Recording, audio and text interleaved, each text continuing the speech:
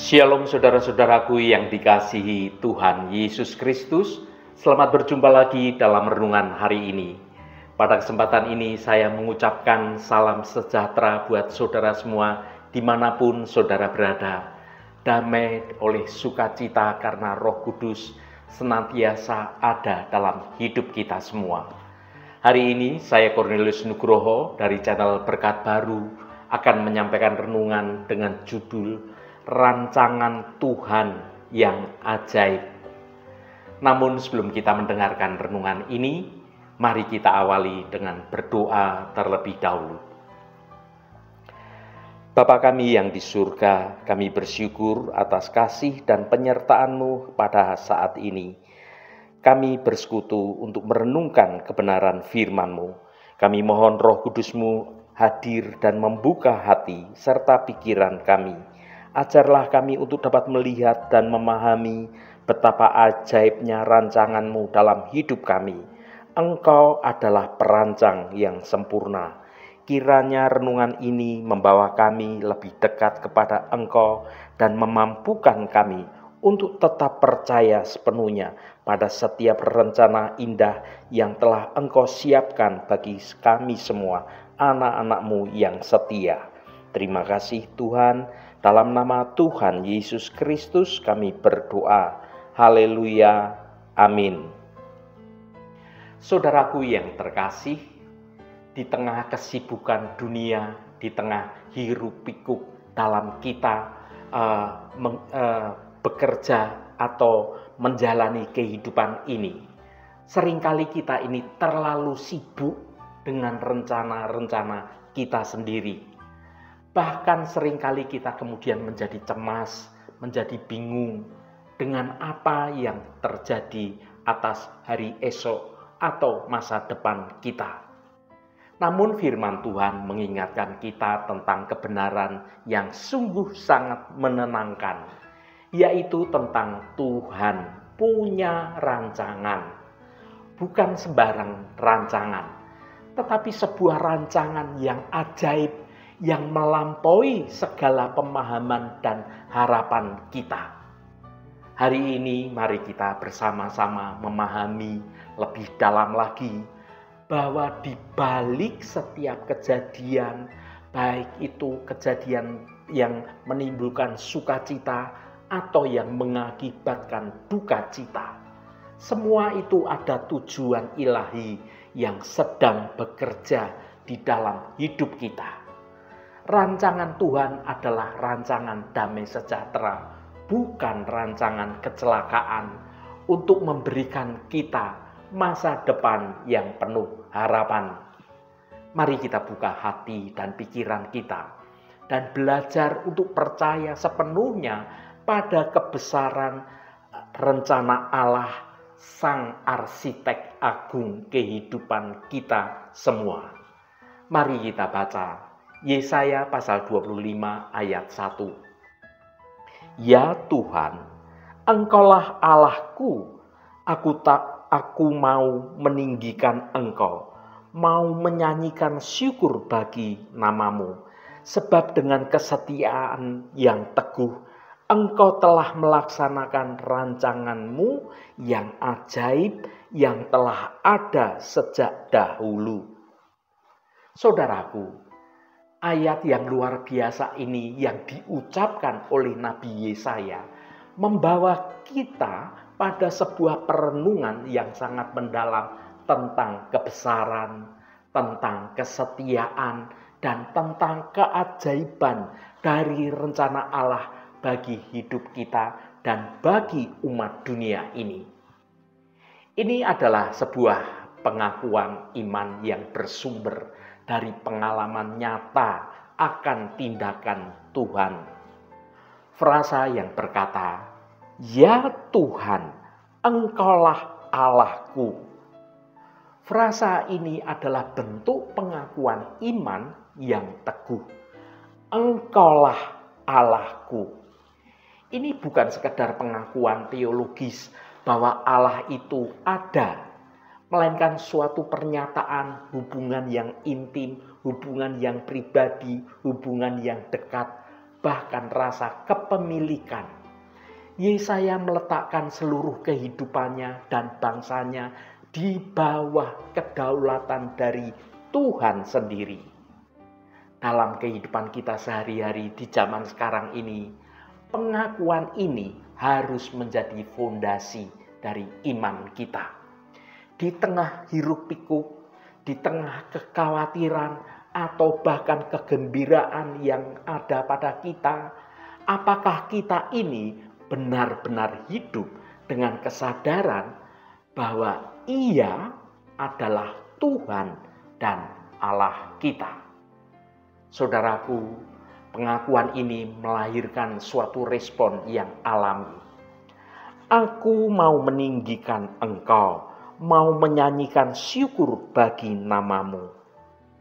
Puji-pujian dan ucapan syukur adalah suatu tanggapan dari hati yang telah dapat melihat, mengalami sendiri akan kebesaran Tuhan. Ketika kita menyadari siapa Tuhan itu bagi kita, itu adalah berbicara tentang perlindungan, tentang penyediaan, tentang gembala. Maka secara spontan kita akan meninggikan nama Tuhan di atas semua nama.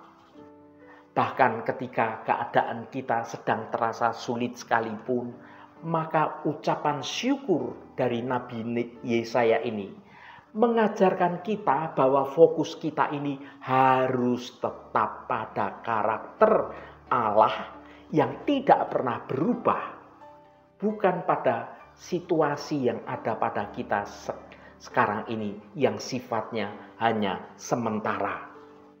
Saudaraku, inti dari ayat ini adalah frasa yang begitu memukau. Rancanganmu yang ajaib yang telah ada sejak dahulu. Kata rancangan atau sering diterjemahkan juga sebagai nasihat atau maksud atau juga ketetapan. Hal ini merujuk pada rencana ilahi yang penuh dengan hikmat dan dengan tujuan yang pasti. Ini bukan rencana yang dibuat dengan sembarangan, dengan tergesa-gesa, melainkan suatu ketetapan yang telah ada sejak dahulu, sebelum dunia diciptakan. Rancangan Tuhan disebut ajaib. Dalam bahasa Ibrani itu adalah emunah, yang juga berarti tentang kesetiaan atau kepercayaan. Namun dalam konteks ini diterjemahkan sebagai ajaib atau setia yang menghasilkan hal-hal yang ajaib. Semua itu karena dua alasan yang utama tentang keajaiban rencana Tuhan. Ini yang pertama. Melampaui akal manusia. Seringkali jalan yang ditempuh oleh Tuhan untuk mencapai tujuannya itu sama sekali tidak terduga bagi kita. Bahkan tidak logis menurut pandangan orang dunia. Atau bahkan menyakitkan di awalnya. Contoh klasik adalah rencana keselamatan melalui kematian Kristus di atas kayu salib. Sebuah aib, tetapi itu menjadi kemenangan yang terbesar. Yang kedua, kepastian dan keberhasilan. Keajaiban terbesar terletak pada kepastiannya. Kalau rancangan manusia itu seringkali gagal, tetapi rancangan Tuhan itu pasti terlaksana dengan sempurna pada waktu yang Tuhan tetapkan. Yang ketiga, tujuan ilahi yang abadi. Rancangan Allah ini bersifat universal dan pribadi. Artinya Tuhan itu merancang sesuatu hal yang sangat spesifik untuk setiap pribadi dari anak-anaknya yang setia.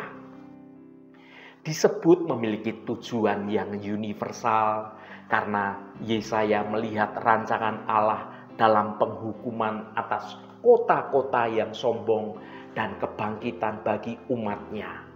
Saudara dapat baca di dalam Yesaya 25 ayat 2 sampai ayat 5. Ini menunjukkan bahwa rancangan Tuhan itu mencakup sejarah dunia, soal keadilan, soal kemenangan akhir atas segala kejahatan. Disebut memiliki tujuan yang pribadi, karena bagi kita yang secara individu, rancangan yang ajaib itu terwujud dalam pemeliharaan hidup kita, tentang panggilan kita yang spesifik, tentang talenta-talenta yang Tuhan berikan kepada setiap kita, dan bahkan dalam kesulitan yang Ia izinkan. Semua itu adalah rancangan Tuhan bagi setiap pribadi. Rancangan Tuhan adalah untuk memberi kita hari depan yang penuh pengharapan. Bahkan ketika kita saat ini tersesat sekalipun dalam menjalani kehidupan, Tuhan dengan sabar menarik kita kembali untuk membentuk karakter kita kembali melalui setiap tantangan yang ada, setiap persoalan yang ada, dan itu karakter kita dibentuk kembali supaya serupa dengan karakter Kristus. Saudaraku yang dikasihi Tuhan, Nabi Yesaya bersaksi bahwa sebab dengan kesetiaan yang teguh engkau telah melaksanakan rancanganmu yang ajaib. Inilah jaminan bagi iman kita. Allah bukan hanya seorang perancang yang brilian, tetapi juga mampu melaksanakan rancangannya itu digenapi. Itu semua adalah kesetiaan Tuhan. Ketika hidup kita tampak berantakan dan doa-doa kita seolah-olah tidak terjawab atau belum dijawab, mudah sekali kita ini mulai meragukan rancangan Tuhan itu. Namun kesetiaan Tuhan itu tetap teguh, yang berarti kuat, senantiasa dapat diandalkan. Hal ini mengingatkan kita bahwa apa yang telah Tuhan mulai itu, maka Tuhan pasti akan menyelesaikannya. Tuhan adalah Allah yang senantiasa memegang janjinya. Dari janji kepada Abraham hingga janji kedatangan Yesus yang kedua kali, semua itu pasti akan digenapi. Yesaya menyadari bahwa meskipun prosesnya itu mungkin memakan waktu, tetapi hasilnya pasti akan sempurna. Rancangan Tuhan selalu tepat waktu, sesuai dengan waktu yang Tuhan sudah tentukan, dan senantiasa tepat sasaran. Ia tidak pernah terlambat, dan ia tidak pernah membuat kesalahan.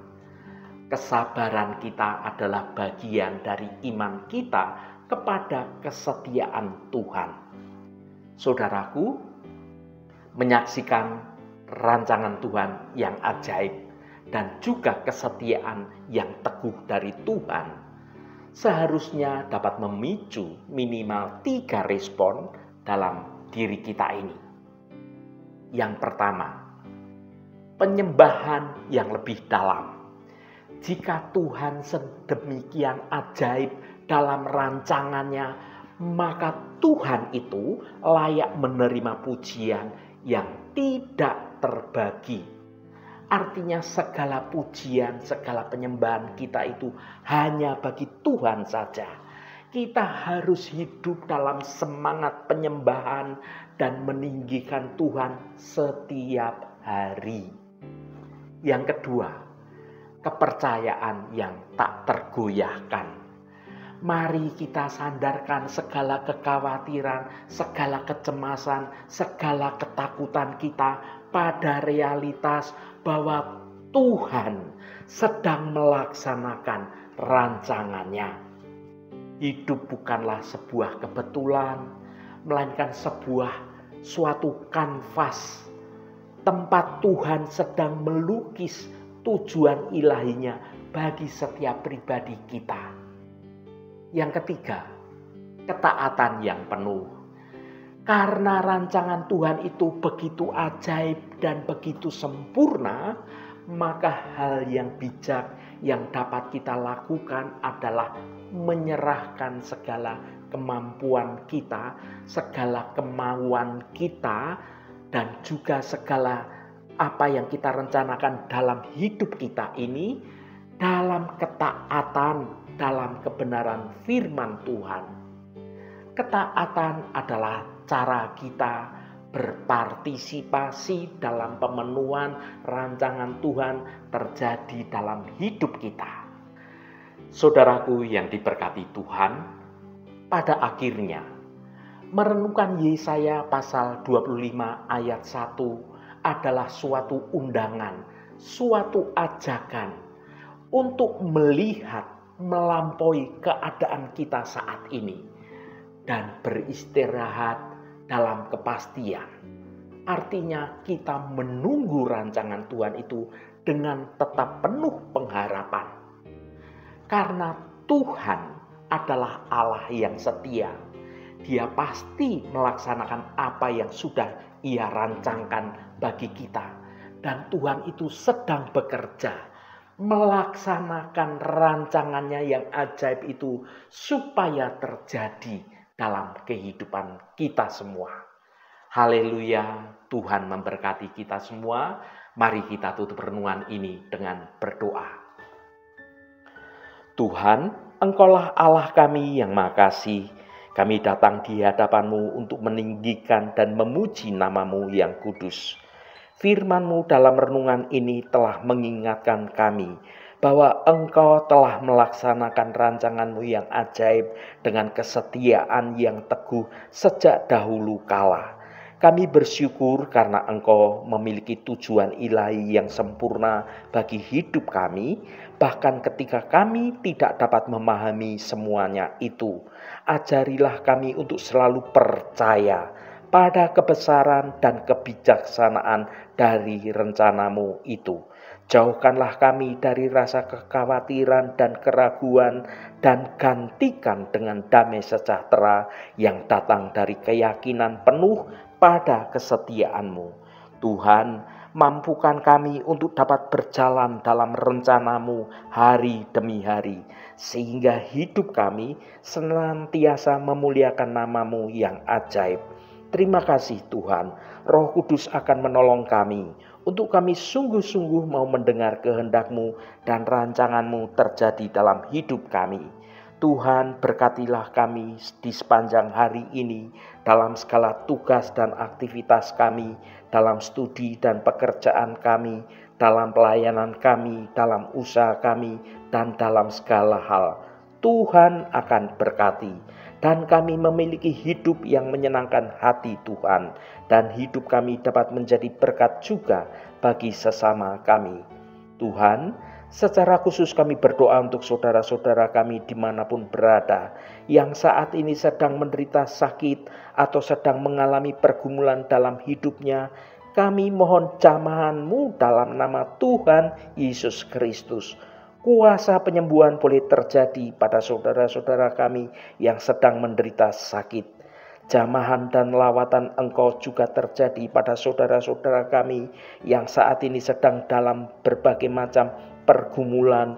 Engkau bukakan jalan keluar bagi mereka agar hidup mereka boleh menikmati berkat-berkat kemurahan-Mu. Berkati mereka yang hari ini berulang tahun Tuhan. Engkau tambahkan 1 tahun lagi. Terima kasih buat anugerah-Mu, umur panjang di tangan kanan dan kekayaan serta hormat di tangan kiri.